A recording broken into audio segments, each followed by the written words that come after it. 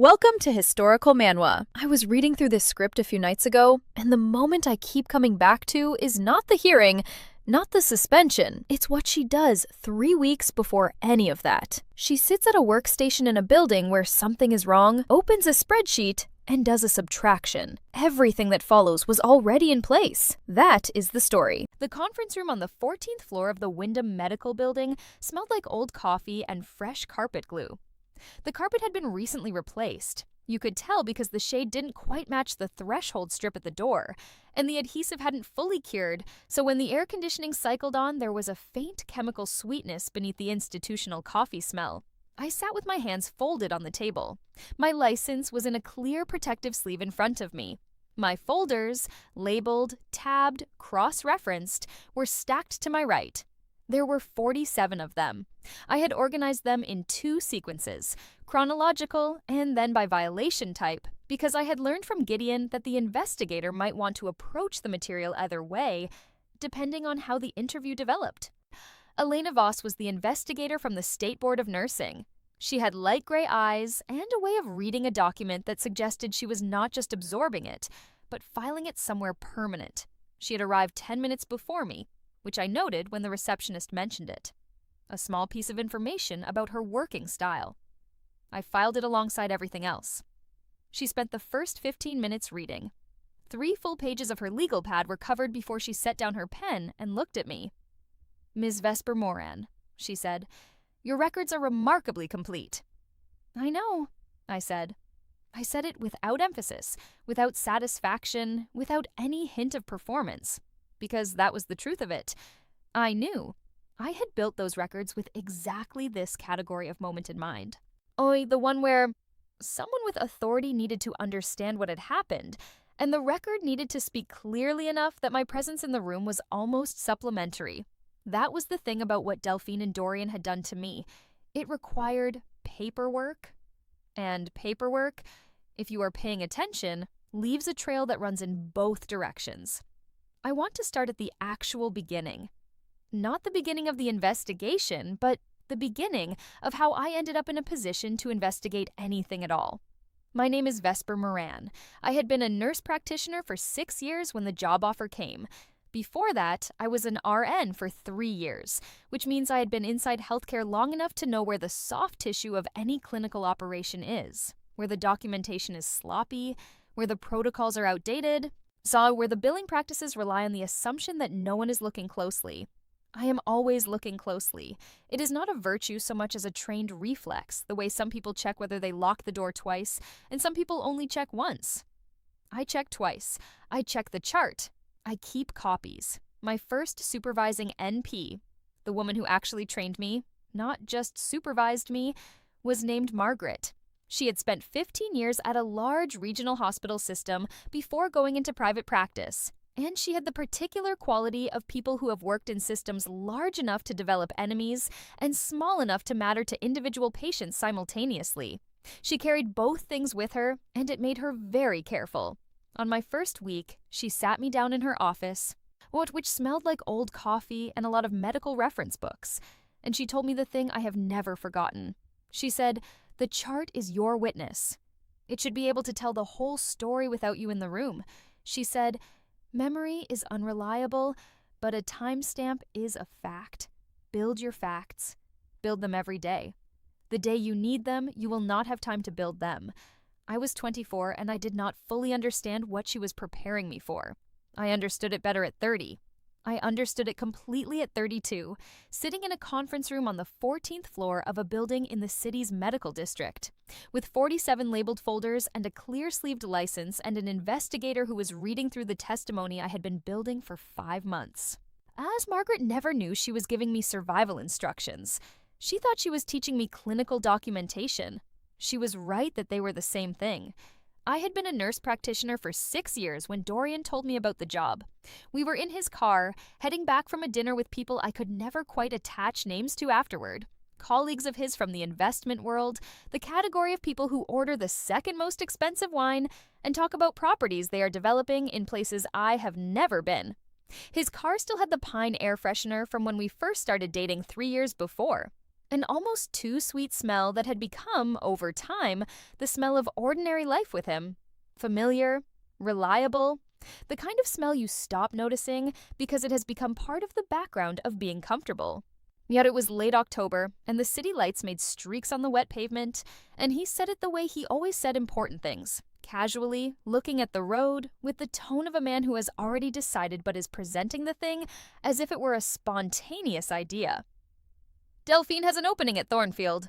Thornfield Aesthetics was the kind of practice that existed in the part of the medical aesthetics industry that does not advertise. Not conventionally. Its name moved through a network of women who lunch, and women who refer, through a particular subset of women's magazines that print on matte paper and carry advertising for things that cost what a monthly mortgage payment costs. The practice occupied the top 2 floors of a converted brownstone in the medical district, and it had a waiting room designed to make patients feel they had already arrived somewhere better than wherever they had come from. By every visible metric, Thornfield was a quality operation. "She's looking for a credentialed NP," Dorian said, "someone who can supervise the injectors and sign off on treatment protocols. The money is good." "How good?" I asked. He told me. I did the quick calculation in the dark of the car. The number was substantially above my current salary, which was reasonable at the clinic and not exceptional. The clinic had overhead fluorescent lighting that gave everyone a faint yellowish tint, and scheduling software from 2009 that crashed whenever more than 2 people tried to open a chart simultaneously. I was good at my work there and respected, and also, genuinely, tired of the yellow light. "Oh, she'd want to meet you first," Dorian said. "But you know Delphine. She already trusts you." I did know Delphine. Dorian and Delphine had been business partners for 4 years, a relationship that predated me by a year, and I had encountered her at enough dinners and industry events to have a complete picture of her social surface. She was polished and precise and had the quality of seeming to have already made the decision about every room before she walked into it.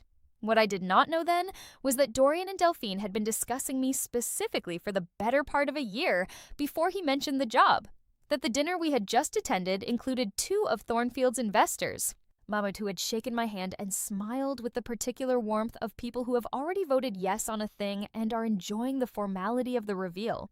What I did not know was that Delphine had been through 2 previous NPCES in the preceding 2 years, and that both of those relationships had ended abruptly, and that she had been refining a method, refining it across a career, that would be used on me. I did not know any of that. I thought the money was good, and I was tired of the yellow light, and I had 3 years of trust in the man sitting next to me in the car that smelled like pine. "I'll meet her," I said. The meeting happened at Thornfield itself, a Tuesday morning in early March when the city was in the particular in-between state of a late winter that hasn't decided to end. Delphine met me at the door. This was a deliberate choice. She could have had Patricia, the front desk coordinator, let me into the lobby and buzz her from upstairs, which was the standard procedure for any other visitor. Instead, she was in the lobby herself, in bone-colored wide-leg trousiers and a soft cashmere sweater the color of fog.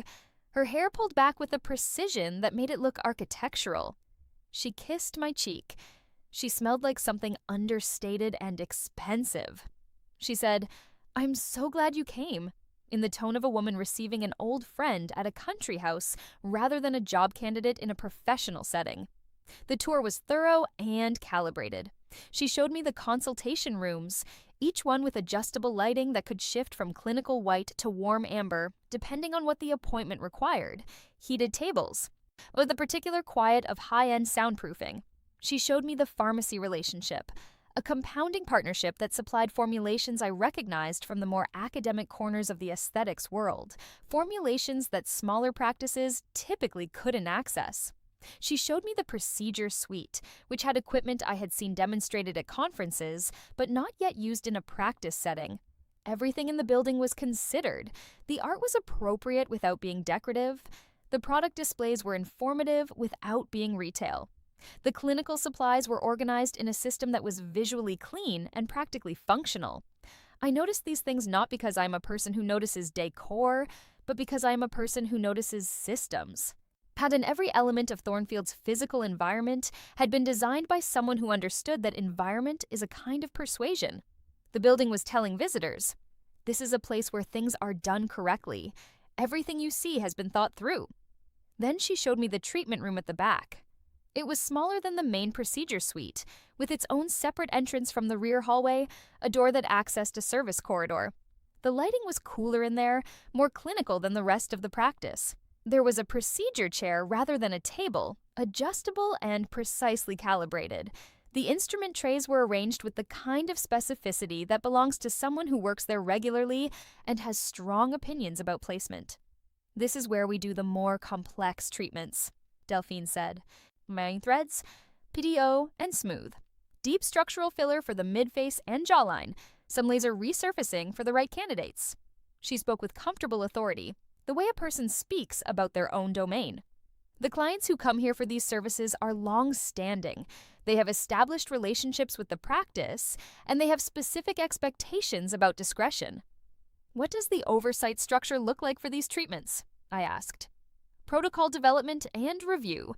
You'd set the treatment frameworks and the standing orders. Treatment plan approval for any new client or new service category. Final clinical sign-off on anything that requires NP-level authorization." "Who performs?" "Myself on the complex cases. Me and I have advanced training in structural placement. Intensive programs in London and Seoul." She said it without defensiveness, which was interesting to me even then. "And our 2 staff injectors for the standard dermal and neuromodulator work." "The injectors are licensed at what level?" "Both are RNs. They work within the clinical framework." "Within my framework?" I said. "Within your framework?" she agreed, with a pleasant collaborative emphasis. "That's exactly what we're looking to formalize." It sounded right. It was the standard structure of a medical aesthetics practice, operating in a state where nursing practice acts allowed a certain configuration of supervision. NP sets the protocols, RN injectors operate within them, complex procedures require NP or physician-level involvement. Here, what she did not mention, what would not be revealed until 8 months later, in a regulatory investigation, was that Delphine herself held a license as an advanced esthetician with certifications in certain non-invasive procedures. She did not have prescriptive authority. She did not have the scope of practice to perform medical-grade injection procedures, to administer neurotoxins, to place dissolvable threads, to operate medical-grade laser equipment. She did not have the standing to supervise any of those procedures independently. She had the training. She had the technical skill. In the aesthetics world, it was not uncommon for someone in her position to have skills that exceeded their licensed scope. The training pathways and the licensing frameworks had not always evolved at the same pace, and practitioners who sought extensive private training often found themselves in the gap between what they had learned and what they were authorized to do. Delphine had not tried to close that gap by pursuing additional licensure. She had managed it, instead, by attaching other people's licenses to the procedures she was performing and calling the attachment supervision. She had been managing it that way for 11 years. I started in April. The first weeks felt almost entirely normal, which I now understand as the most important part of the method. The initial period of genuine function that makes you believe in the structure. If the first weeks had been strange, I would have left. If any of the first weeks had felt overtly wrong, I would have had my doubt confirmed and known where to direct it. Instead, I did actual work. And the work was good, and the practice ran cleanly in the parts I could see. I reviewed treatment protocols for the main suite. I met with the 2 injectors. Ferris, who had been there 2 years and had a quiet, methodical technique, and Hadley, who had joined in January and brought a precision I found genuinely impressive, and I assessed their documentation practices and found both of them compliant and careful within the clinical framework. I established proper standing orders, topical anesthetics, blotting protocols, numbing agents, immediate post-treatment care. I set up detailed treatment planning templates for new clients, and instituted a cosign requirement that specified exactly what documentation I needed before my signature on any record constituted valid clinical oversight. I rebuilt the EMR templates from scratch. The existing ones had been developed before my arrival and lacked the scope of practice documentation fields I considered essential. My new templates required the performing clinician to document their licensure level, the specific procedure performed with its CPT code, and the clinical basis for the treatment recommendation. Every record generated in the main suite would now contain a full audit trail. Delphine watched me build the templates. She said, "This is exactly the rigor we needed," with genuine warmth in her voice. I would hear that warmth from her exactly twice. Both times, it was about documentation that gave her cover. The back treatment room was where things were slightly different. I was scheduled there officially on Thursdays. One full day, Delphine's complex procedure day. It's when I was in the room for consultations and treatment plan reviews, and the more significant procedures that required my direct presence. Those Thursdays were busy and legitimate.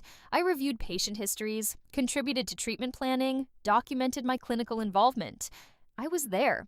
The records reflected that. But there were other days. On those other days, Mondays, some Wednesdays, occasional Saturday mornings when Delphine brought in her private clients through the service entrance, I could hear activity in the back corridor.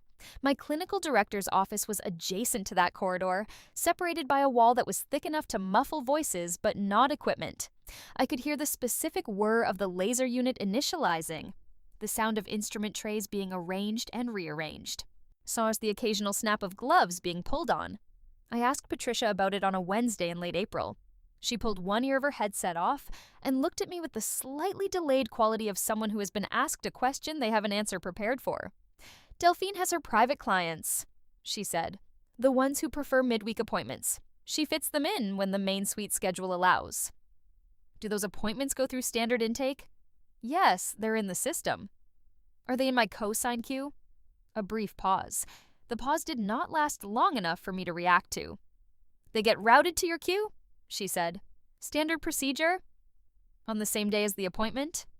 "The system generates the record and routes it within 24 hours, she said. "Sometimes same day, sometimes next morning." "Oh, it depends on when the record gets completed." I nodded. "Okay," I said. I went back to the clinical director's office and opened the EMR and looked at my co-sign queue. 3 records, 2 had service dates of that day. 1 had a service date of the previous Monday. I reviewed each one. The procedure types and documentation fields were in the template format I had established. Everything appeared compliant. I signed them, then I opened a new spreadsheet in my personal cloud storage, outside any system that Thornfield could access or modify, and I made the first entry in what would become my documentation log. Date, number of records in queue, service dates on each record, whether the service date matched a day I was present at the practice, procedure type, and whether the procedure type fell within the scope of the standing orders I had established.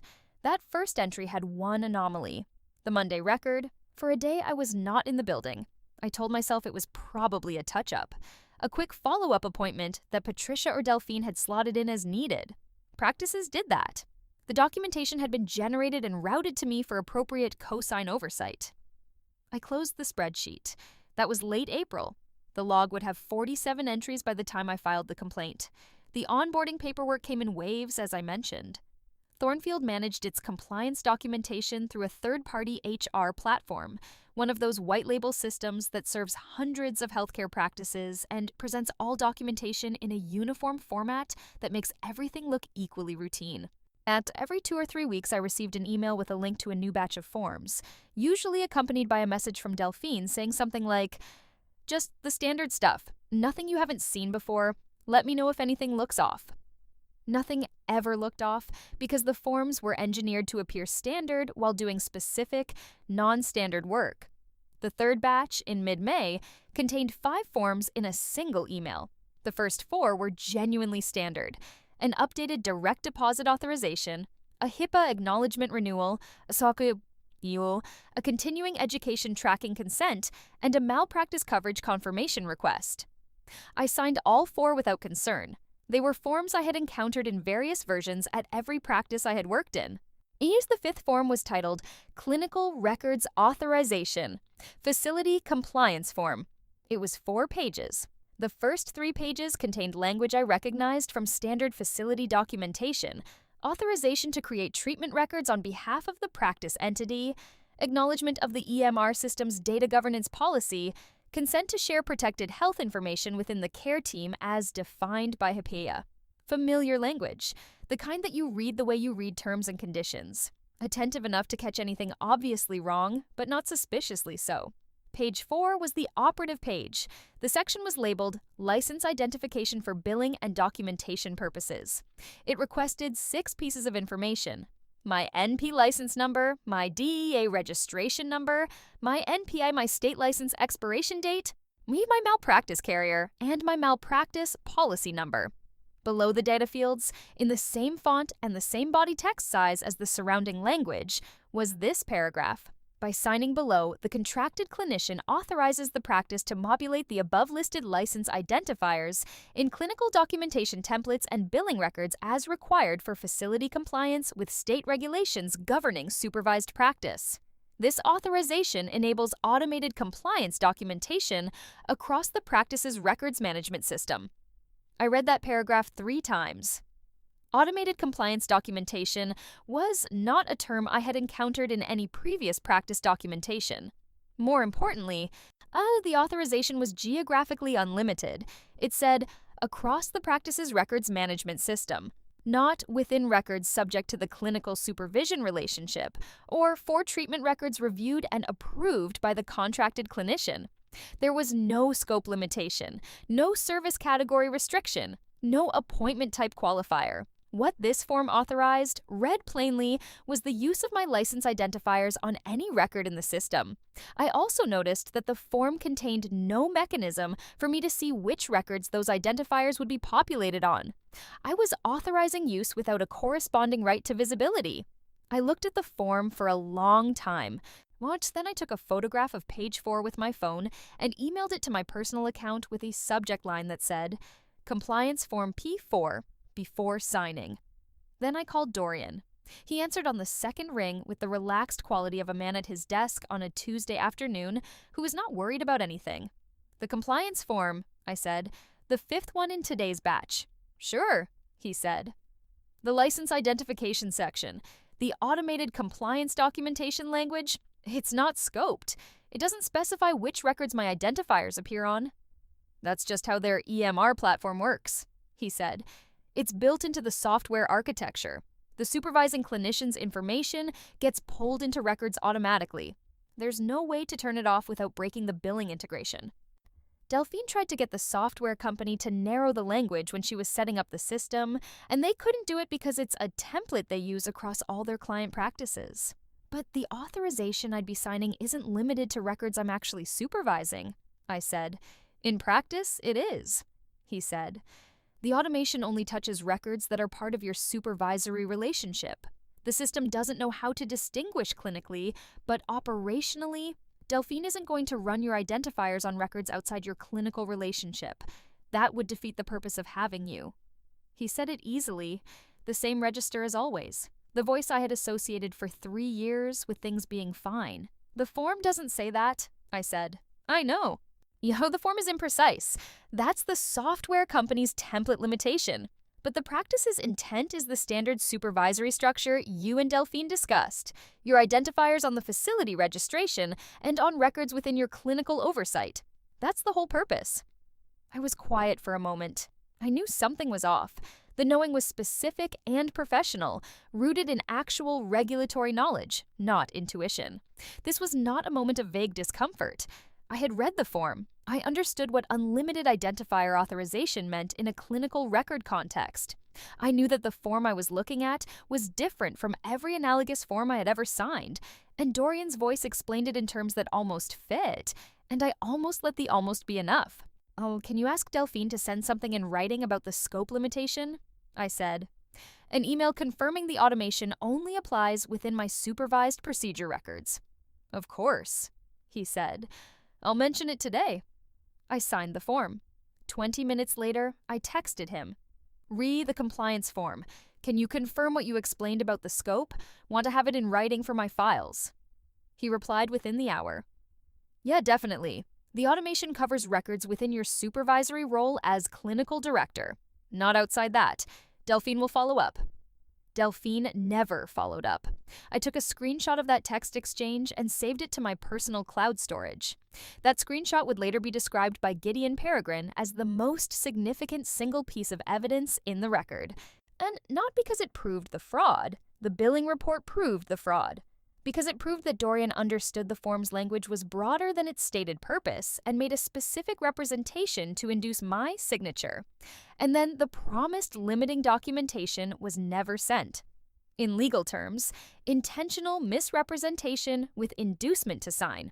At the time, I just filed it and moved on. The summer passed the way summers pass when you are watching something without knowing exactly what you are watching.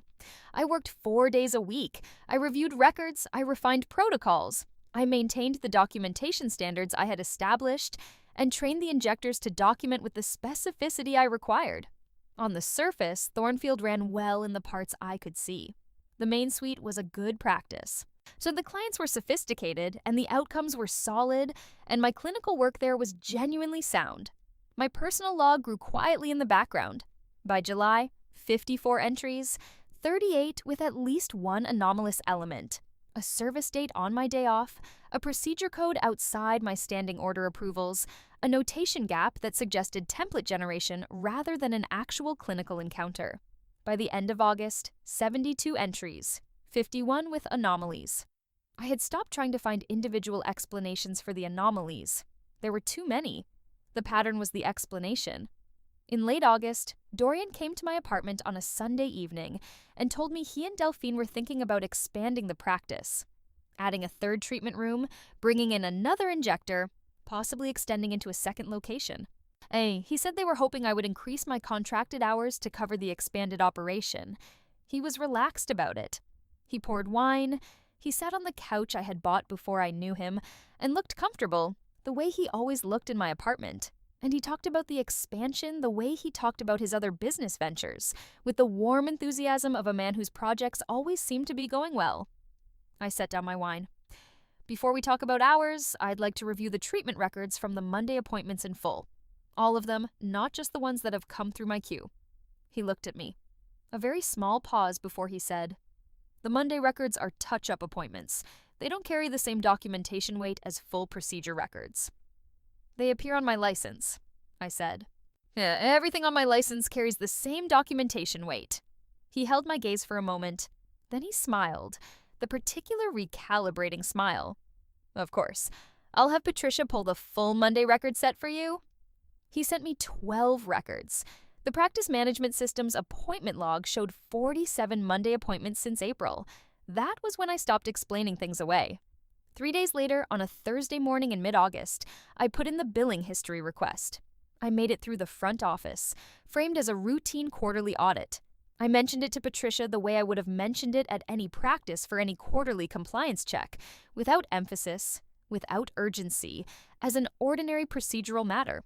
She sent the spreadsheet to my work email without comment. The spreadsheet arrived 3 days later. And I opened it on a Thursday morning while the back treatment room was active. I could hear it through the wall, the initialization sounds of the laser equipment, the low register of voices, and I sorted it by NPI and filtered for mine. The number in the lower right corner of the filtered results was 847. I opened my cosign log in the adjacent window. My personally documented cosign count since April, 312. I subtracted 535. I sat very still for a moment. The vanilla reed diffuser on the filing cabinet released a small puff of scent. The air conditioning cycled. Through the wall, the sound of gloves. I did not react in any externally visible way. I saved the spreadsheet to my personal cloud storage. I closed the practice management window. I opened the next chart in my legitimate queue. I reviewed it and co-signed it and moved on. I said I worked through to noon. I ate lunch at the desk. I worked through the afternoon. And at 4:15, when the practice was in end-of-day protocols and Patricia was at the front and Delphine was finishing up in the back room, I put on my coat and picked up my bag and said goodnight to Patricia on the way out. Nobody in the building knew that anything had changed. That was exactly how I wanted it. I called Gideon Peregrine from the parking structure. His office was in a building I had never been to, in a neighborhood I associated with academic medicine, the kind of area where the buildings are slightly too old to be fashionable and slightly too well maintained to be neglected. The lobby had a directory board with actual plastic letters that get changed by hand. He was on the 4th floor. The office smelled like old books and hand sanitizer. The shelves were dense with regulatory references, organized by subject and marked with handwritten tabs. His legal pad had been active that morning. There was nothing performative about the space. It was organized around work, not around making visitors feel a certain way. He was a careful-looking man in his mid-50s, with the slightly exhausted competence of someone who has spent a career in a field requiring sustained attention to things other people find tedious. Healthcare regulatory defense is not glamorous work. It is a field made entirely of fine print and institutional knowledge, and the willingness to read the same paragraph 6 different ways until you understand what it actually says. He was very good at it. I gave him everything. I walked him through the timeline from the beginning. I spoke without notes because I had the material organized in my memory in the same structure as my documentation folders. He wrote continuously. He interrupted occasionally, not to ask about meaning, but to ask about specifics, dates, exact language, numbers. When I finished, he set down his pen. "You haven't filed a complaint," he said. "Not yet." "You've had grounds since August when you found the billing discrepancy. Arguably since June, when you identified the Monday record pattern." "I know," I said. I wanted to understand the complete shape before I filed. I didn't want to file a complaint about a subset of what was happening and give them room to explain away the rest. He picked up the billing spreadsheet. He looked at the 535 figure. Then he looked at the date columns. "Well, some of these predate your employment," he said. "February and March." "Yes." He set the spreadsheet down carefully. "Your license number appeared on Thornfield's records before you ever signed the onboarding form." "My license number is publicly searchable on the board's verification site," I said. "Any licensed clinician in this state has a searchable public record. Anyone with access to that database and knowledge of how billing records are structured can populate the identifier without the clinician's involvement or knowledge." Gideon was quiet for a moment. "So they pulled your public record in January or February, began using your identifier on backroom treatment records, as in then, when they hired you, used the onboarding form to create a retroactive appearance of consent for a practice that was already underway." "That's what I believe happened," I said. He picked up the photograph of page 4 of the compliance form. He read the authorization paragraph. He set it down and picked up the screenshot of the text exchange with Dorian. He read that. He set both down with the precision of someone placing items in a specific order. "He's confirming to you in writing that the scope of the authorization is limited," he said. "After you expressed concern about the unlimited language in the form, he's making a specific representation to address your specific objection." "Yes." "And then no limiting documentation was ever sent." "No." He wrote something on his pad. He underlined it. "That's not an omission. I hope that's intentional silence following a specific inducement." He looked up. "Ms. Moran, this record is not just evidence of fraud. It is evidence of a deliberate, planned deception in which you were systematically manipulated at every decision point." The form was designed to look standard. The explanation was designed to neutralize your professional judgment. The subsequent silence was designed to preserve the breadth of the authorization. "I know," I said. "I understood most of that in real time. I just didn't have enough of it documented to file without appearing to be a disgruntled employee making accusations." "Which is why you spent 3 more months building the record." "Yes." He looked at me for a moment. Then he went back to his legal pad. "I want to file 2 complaints simultaneously. And the first to the State Board of Nursing, a voluntary self-report, not a third-party complaint. The second to the Healthcare Fraud Division at the Attorney General's office because the Medicare and Medicaid billing implications take this outside the board's sole jurisdiction. I want to include a request for a pattern investigation," I said. "I believe there were other NPS before me. I think her license history will show 2 previous practices with similar structures." He made a note. "We'll include that." "When can we file?" 2 weeks, he said. "I want to have the regulatory analysis fully drafted. The statutory provisions on NPIUs, the scope of practice framework, the specific billing code violations. I want this to be airtight before we put it in front of the board." 2 weeks, I said. I drove home. I made dinner. Said I reviewed 3 charts for my queue that I had saved to finish that evening. I went to bed. I did not tell Dorian anything. We filed on a Thursday in early October. I had left Thornfield 2 weeks before with a 2-week notice period that I worked through in full, reviewing charts and co-signing records, and attending the Thursday procedure days in the back room as if nothing had changed. I held my resignation conversation with Delphine in the consultation room with the adjustable lighting set to neutral, Patricia audible through the hallway, and gave her nothing to work with. Personal reasons, a new opportunity, gratitude for the experience. She accepted it graciously. She said she was sorry to lose me. She said I had brought exactly the rigor the practice needed. Oh, she said it with the warmth that had appeared twice before and meant the same thing both times. I thanked her. I worked my 2 weeks. I took nothing that wasn't mine when I left, only my personal documentation, which had been in my personal storage from the beginning and which I had never once kept on a Thornfield device. Dorian called the evening of my last day. He was careful in that call, the particular careful of a man doing an assessment. He asked how I was feeling about the change. He said things at Thornfield had been going really well. He hoped I would be open to staying connected. I told him the clinic had been a great experience. I told him I would always have respect for what Delphine had built. I told him nothing true. Gideon called me on the Thursday morning when both filings went through. I was sitting on the kitchen floor, back against the cabinets. The refrigerator hummed. My tea had gone cold. I had not planned to sit on the kitchen floor. I had been making tea when he called, and I had simply not moved after I answered, and the floor was where the conversation left me. Both complaints have been received and time-stamped, he said. Okay, I said. The board will make initial contact within 10 days. The Attorney General's office typically takes 2 to 3 weeks for initial acknowledgement. Okay, I said. Vesper. Yes. You did this correctly, he said. From the beginning. I sat on the floor for a long time after I hung up. The refrigerator cycled. I thought about 3 years in a car that smelled like pine. I thought about a dinner where I had shaken hands with investors who were already counting on me. I thought about a form on page 4 of a batch of 5 in a font that matched everything around it, designed to look like something I had seen before. I thought about the 535 people who had been treated in a back room with my name on their records and no clinician with the appropriate scope of practice overseeing their care. I let all of it be real for a few minutes. Then I poured the cold tea down the drain, made another cup, and went to bed. Elena Voss contacted me through Gideon's office 8 days after we filed. She wanted an in-person interview. We met in the conference room on the 14th floor of the Wyndham Medical Building, the room with the carpet that smelled like fresh glue and the air conditioning that released a chemical sweetness every time it cycled. She had reviewed the complaint before she arrived, signed 3 pages of notes before she looked at me.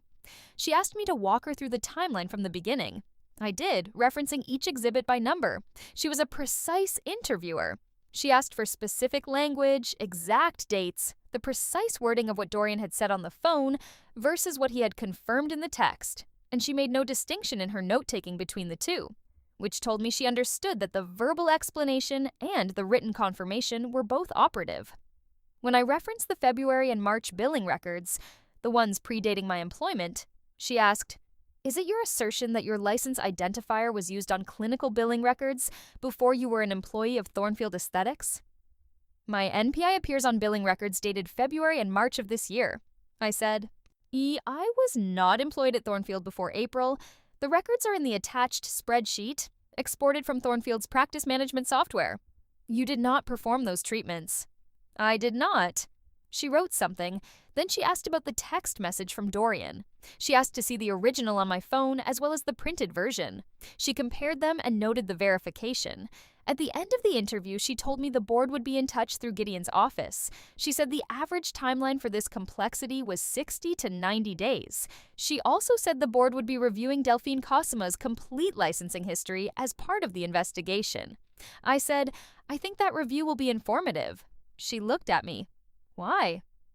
"I believe this is not the first practice where this structure has been used," I said. Oh, she noted it without any visible reaction, in the manner of someone filing a data point that has already been anticipated. In the elevator going down, Gideon said, "That went well?" "I know," I said. The licensing history review was the part that expanded everything. Delphine had been licensed as an esthetician for 11 years. The board's investigative unit ran the same billing analysis on her previous 2 practices that I had run on Thornfield's records. The pattern appeared in both of them. In her first practice, Harrogate Aesthetics, there was a licensed PA who had worked there for 7 months and then left. That PA's NPI showed a billing volume that exceeded any plausible level of clinical involvement for a 7-month engagement.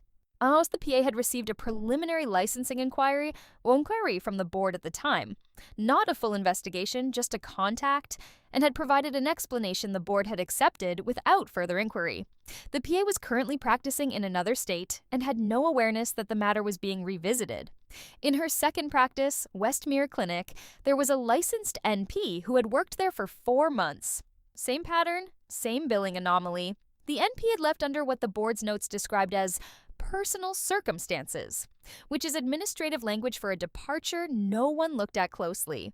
Both practitioners had been through the same structure, hired for legitimate clinical oversight, onboarded with a compliance documentation process, anti-license identifiers used for a shadow treatment schedule in a separately managed procedure space, departed before the pattern consolidated into something actionable. With me, it had been 5 months, long enough to generate 535 anomalous records, long enough to build 47 exhibits, long enough to have the pattern documented with a specificity that could not be explained as administrative imprecision or software limitations.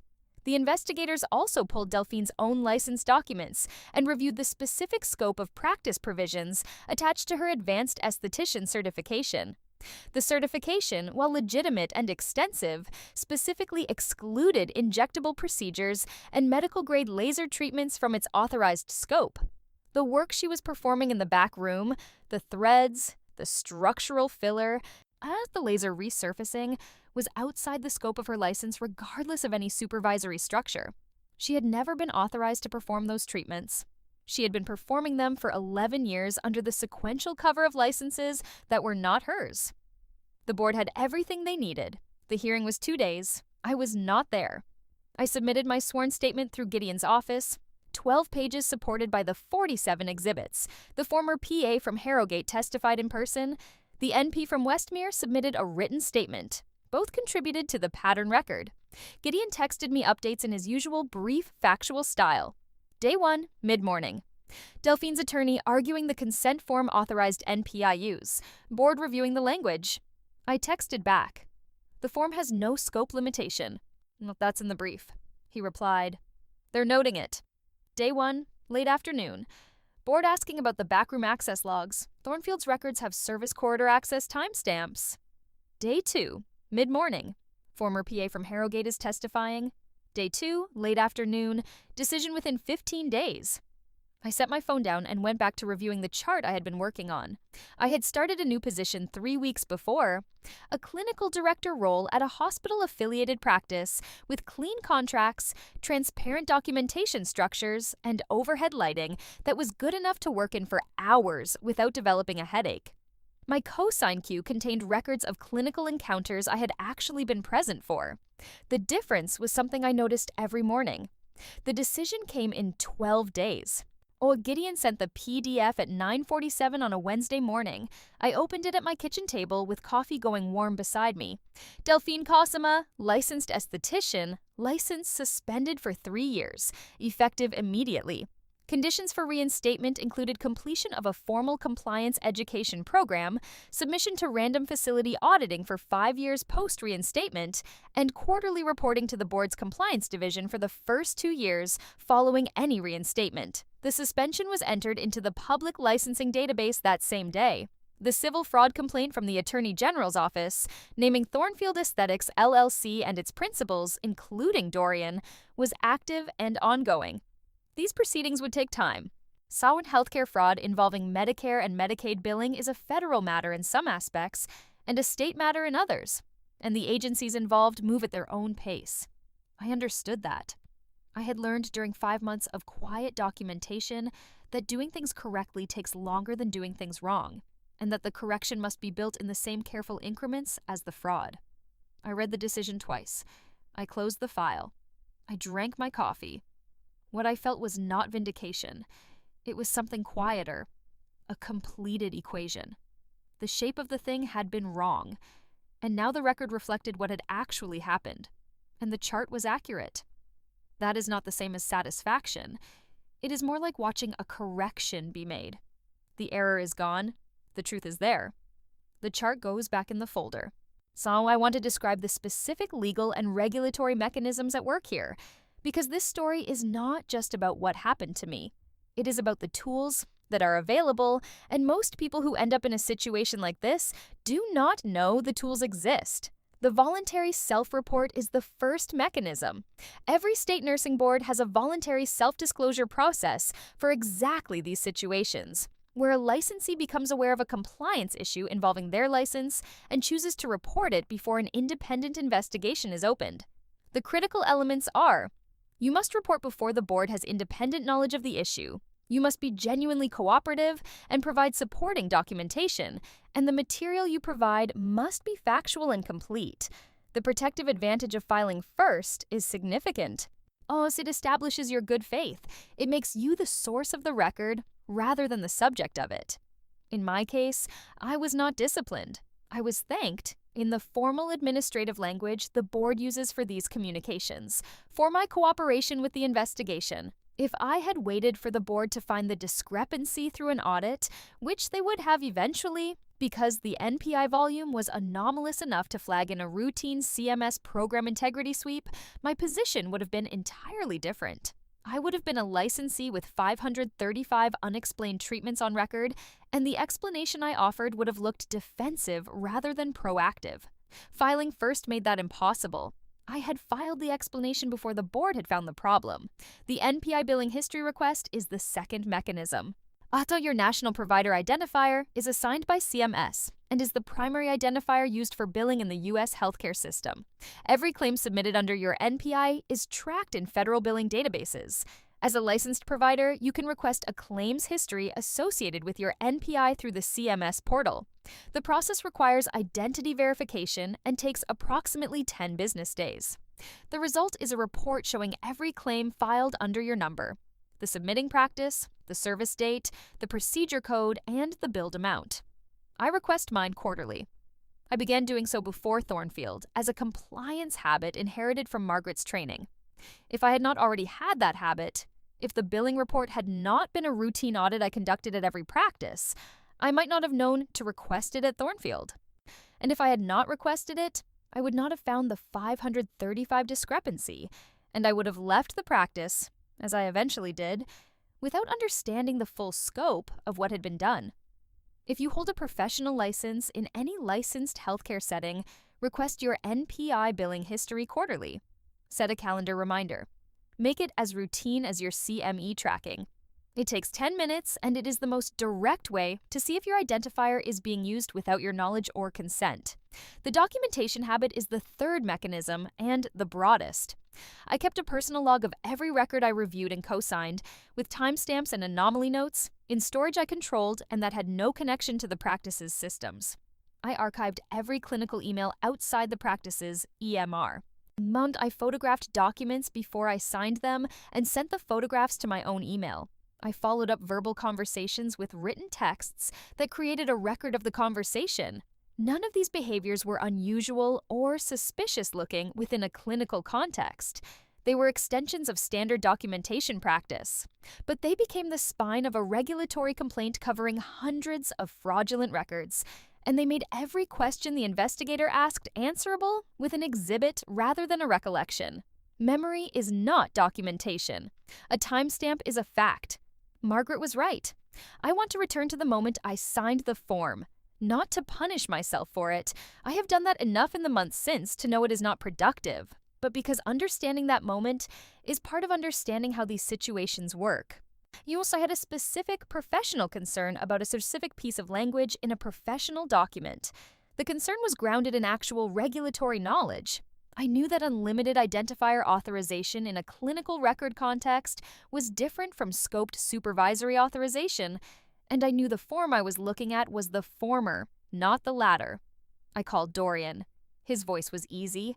His explanation was functional, if not technically accurate. 3 years of accumulated trust made the functional explanation feel like enough. That is not stupidity. That is how influence works inside a close relationship. People who know us use our trust as a lever, and the lever is most effective precisely when the relationship is genuine, when the trust is real, when the history is real, when the warmth is real. The mechanism does not require the relationship to be fake. It only requires the other person to choose, in a small moment, their interest over your safety. Dorian chose his interest. He gave me a convenient story instead of an accurate one, and he followed it up in writing when I asked him to. And the writing confirmed the story without confirming the truth. What I would tell someone in that position, when you have a professional doubt about a professional document, the person you call should not be someone who benefits from you signing it. Call a colleague. Call your professional association. Call an attorney, even briefly, even just for a 20-minute consultation. Call anyone who has no stake in the transaction and ask them what the form says. I had the professional knowledge to recognize the problem. What I lacked was the discipline to route that knowledge through a channel that wasn't contaminated by my relationship with Dorian. That is what I carry from this. Not from the fraud itself, but from that one phone call and the choice I made after it. Delphine had a method. I want to name its elements because they are recognizable, and because recognizing a method is different from understanding a single bad actor. Delphine was not sui generis. The pattern she had developed is a pattern that exists wherever licensed credentials can be used as billing vehicles by people who have the skills but not the licensure. She always initiated paperwork herself. Never Dorian, never Patricia, always Delphine, presenting forms at moments when workload was high and the volume of material made any individual form feel routine. Whilst the onboarding compliance form arrived in a batch of 5. By the time I reached page 4, I was already in the posture of completion. She maintained the back treatment room as slightly separate from my clinical oversight, without making the separation visible. She would invite me into the space on Thursdays. She would reference its operations in clinical meetings. She ensured I had enough legitimate connection to it that it was inside my professional frame, while keeping its Monday and Wednesday activities outside my documentation trail. She used the language of clinical partnership consistently and precisely. Your protocols, your oversight, under your supervision. The vocabulary that made my license feel like an umbrella we were sharing rather than an asset she was taking. She never said your license number in any conversation I can remember. She said, our clinical framework and our compliance structure and your professional input. She had done it before, with 2 practitioners across 2 previous practices. She had refined the onboarding document across those iterations. The version I received was cleaner, more convincing, more technically precise in its ambiguity than earlier versions probably were. The reason it failed with me was not that it was less well designed. It was that I had been trained by someone who told me a specific true thing at the beginning of my career, and that true thing had become a habit that ran below any level of conscious decision-making. Build your facts. The day you need them, you will not have time to build them. I had been building for 6 years before I walked into Thornfield. I had been building for 5 months before I walked out. There is one more scene. The day after the board issued its decision, Dorian called while I was in a patient consult. I saw the missed call. I let it sit for 4 days. Not because I was afraid to hear whatever he had to say, but because it had no urgency. Whatever was in the voicemail, it did not change the record. The record was already complete. On the 4th day, I listened to it. 43 seconds. He said my name twice. He said he was sorry. He said he had not understood the full scope of what Delphine was doing. This was the part that was not true, and I registered it the way I register an error in a chart. It is there. It is wrong, you note it, and move on. He said he hoped I was okay. The voicemail had the quality of something rehearsed. Not spontaneous, not the halting language of genuine remorse, but considered and managed. Said out loud a few times before it was recorded. An apology designed to make the speaker feel that the apology had been given, rather than to give the receiver anything she needed. I deleted it. I did not block his number. There is a version of strength that looks like blocking, cutting off, drawing a visible line, making the severance legible. But the version I had been practicing for 5 months was subtler. It was the version that does not react visibly to anything, that saves the form before signing it, that sends the follow-up text, that reviews charts in the building where the fraud is ongoing because leaving prematurely would mean filing an incomplete record. That version doesn't block. It simply doesn't attend. Patricia found me in a coffee shop 6 weeks after the board's decision. She was in line ahead of me. When she turned and saw me, her face ran through 3 different things in about 1 second. The reflex recognition, the complicated dread, and then the settling of someone who has decided they are going to say the thing they have been rehearsing. I let her work through it. I ordered. I paid. She was still near the pickup counter when I turned around. "Vesper?"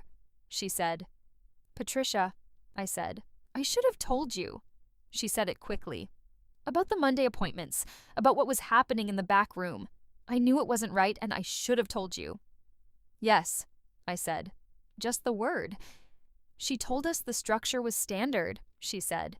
"Delphine told all of us, me, Ferris, Samo Hadley, that every practice worked that way, that the billing system needed a supervising clinician's information, and it just populated automatically, and nobody had to worry about it." "I know," I said. "I was told something similar." "I needed the job," she said. "I needed it, and I told myself it wasn't my business. And by the time I understood what I was actually watching..." She stopped. "I understand the position," I said. "Not as absolution, as fact. I did understand it. The way reasonable explanations accumulate until you are inside something wrong. And the reasonable explanations are the walls around you, and the paycheck is the ceiling. And you keep your headset on one ear, so you only have to hear half of any given question. Cooperate with the investigation if they contact you," I said. "Fully? Accurately?" "Yes," she said. We stood for a moment in the warm noise of the shop. I picked up my coffee. "The investigation will contact you," I said. "They have your name." She nodded. I smiled at her. The kind of smile that means something is closed rather than open.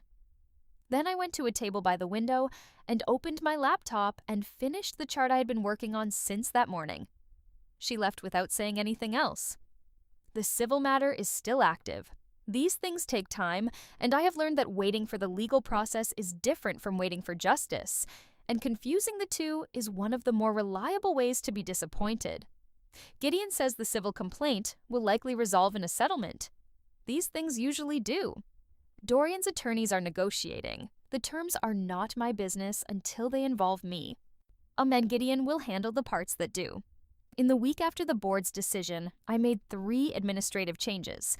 I enrolled in the board's licensee notification service, a feature available through the online portal that sends an email anytime my license record is accessed, queried, or modified. Most licensees don't know it exists. I set it up in 20 minutes and it runs automatically. I set a quarterly calendar reminder to pull my NPI billing history from the CMS portal. 10 minutes every quarter. Running now. I had Gideon draft a license identifier clause for my employment contract at the new practice. My NPI, license number, DEA registration, and any other professional identifiers may not be populated in any clinical record, billing record, template, or system configuration without my explicit written authorization. I was naming the specific service category and record type. The clause requires that any system automated use of my identifiers outside a co-signed record be flagged to me within 24 hours. The practice's general counsel reviewed it and added it without comment. These are not dramatic protections. They are administrative ones. The kind that take an afternoon to implement and then run quietly in the background. No one who looks at my employment contract would know anything specific about what prompted that clause. It just looks like a careful clinician with precise standards. Which is, I suppose, exactly what it is. My license has a number. It is registered with the state. It appears on a publicly searchable database, which is how Delphine found it in January, 2 months before she ever offered me a job, and then began using it on records for procedures she was not licensed to perform. The number carries my name. It carries my training and my 6 years of clinical practice, and the particular discipline of a woman who was told at 24 that the chart is the witness, and who never stopped believing that was true, even in a building where the wrong thing was happening and the right thing was to keep reviewing charts and logging anomalies and saying nothing until the documentation was complete. Delphine used my number to write a story that was not true. I used my number to write a report that was. The board read both. They knew which one was the chart. On the public verification database, under Delphine Cosima, the status reads suspended. Under my name, the status reads active. I keep the quarterly reminder. I keep the notification service. I keep copies of everything. The chart is complete. The record is mine.